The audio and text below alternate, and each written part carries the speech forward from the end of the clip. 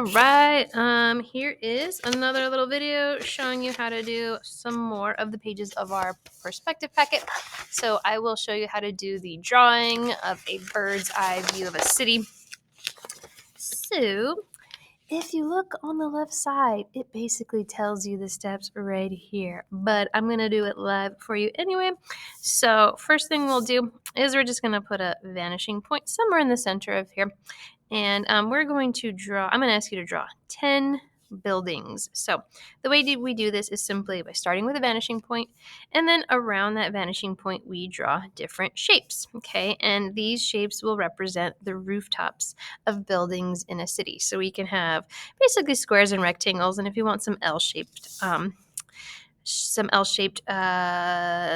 buildings in there too, that's totally fine. So we're just going to draw some shapes around the vanishing point. We can get real close to it or further away. Okay, and that's good for now. So what I'm going to do is the same thing we've been doing this whole time, which is we have a shape and we connect it to our vanishing point. The only difference with this is when we're doing this bird's eye view of a city, we don't have a horizon line because we're looking straight down into a city, not up towards the horizon line where we'd see a sunset or something like that. So anyway, we will take the corners that we can connect to our vanishing point and connect them using our ruler. And if you want to do this freehand, you can do that as well. Okay.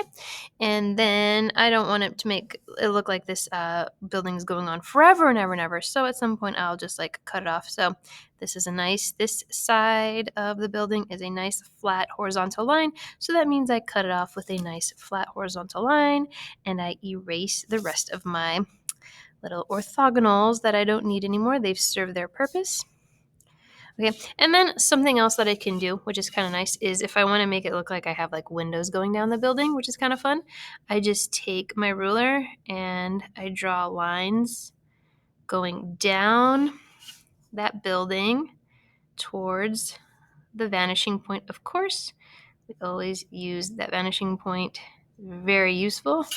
Cool, and now I have some windows, and if I want to, I can also make it look like windows going down, and I just make sure that they get smaller and smaller as they go down. Okay, we'll do another building. I'll do this L-shaped one because it's a little more tricky, but I'm just going to connect all the corners that I can to the vanishing point.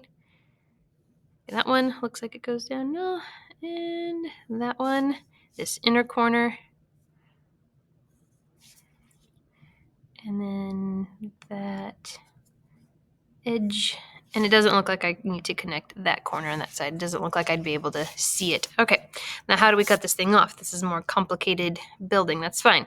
This side of the building is made by a vertical line, which means I need to cut it off with a vertical line. This side is a flat horizontal line. Very good. This side is a flat vertical line. So I cut it off with a flat vertical line. I erase my orthogonals.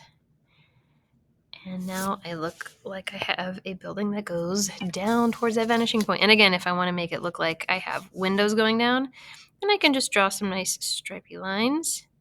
But they always have to aim towards that vanishing point. That's good. Very good. Whole glass building. Wow, fancy. Okay. And then I can even kind of do that. Oops. Okay, cool. Now I got some buildings going. Literally, if you look on this side, it tells you how to do it step by step, but there's another video showing you how to do it. You need 10 buildings. Just start with the rooftops and then make them connect to the vanishing point, and you should be good to go.